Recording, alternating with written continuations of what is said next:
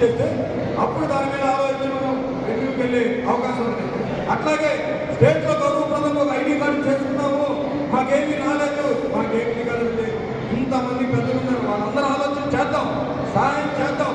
State ID card చేసుకున్నాడు కదా, అన్యాయం ఎలా అయిపోతాడని చెప్పి పెద్దలను అట్లా అందరం కూడా చేసి ముందుగా తప్పితే ఏది కూడా ఇది కాదని చెప్పి అదే స్టేట్ ఐడి కార్డు చేసుకుంటే ఒక 200 రూపాయలతోటి దానికి ఉండే గౌరవం మర్యాద చాలా హై లెవెల్లో ఉంటుందని మీ అందరికీ తెలియజేసుకుంటాం.